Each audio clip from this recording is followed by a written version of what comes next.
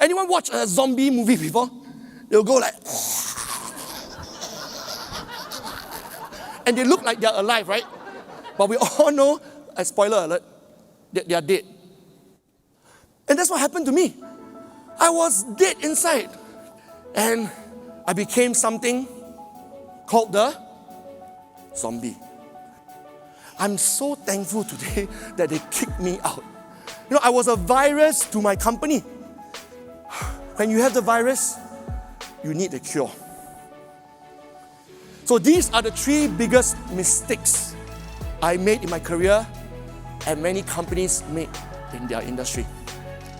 Reluctance, ignorance, paycheck focus. It's no coincidence that they spell. And you still wonder how I lost my job. As long as you make these 3 mistakes, I promise you, you will RIP one day in your career as well. I was deeply depressed. Every day I was just pointing fingers at people, but never pointing at myself. And then one day, my friend, good friend for many years, came to me and said, why don't you spend the time meaningfully reading up on some, successful people? And that's what I did. So I studied religiously the habits of these people. They have all succeeded in achieving their goals in their business and in their life. And I started reading up what are their habits of success. So I came here today to present a gift.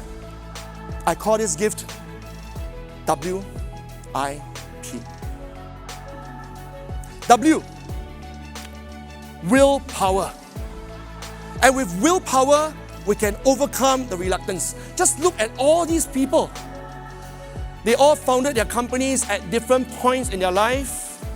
All of them were born in quite different countries and moved to America. And yet, they have a common trait. They have a will to succeed that cannot be quenched. The second gift I present to you, a concept called Imagineering. I borrowed this word from Walt Disney. He said this about Imagineering. Well, always, we meaning Disney, exploring and experimenting. Your company needs to be constantly exploring and experimenting. We call it Imagineering, the blending of creative imagination with technical know-how. Combined together, fireworks. I have no doubt that all of us seated here today have a lot of technical know-how. But do we have imagination? And now I present to you the third and final gift called Progress Obsession. In Japan, there's a concept called Kaizen. This was practiced religiously by a company called Toyota. Currently the world's #1 automaker by market share of sales. How did they, within 2 decades, become a global giant in automobiles?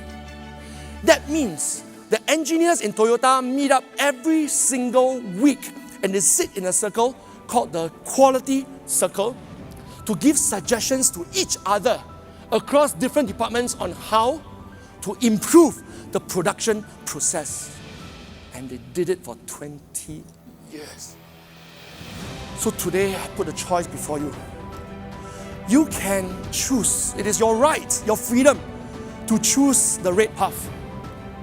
A path of reluctance to challenge yourself, a path of comfort zone. But today, I challenge you. I humbly invite you to choose like I did. The path that Elon Musk chose, that Bill Gates chose, that Larry Page chose. The path of WIP. Having the willpower to overcome any challenges that come your way. Having a sense of imagination combined with technical know-how. And being obsessed, even addicted to progression. Daily, consistent progression.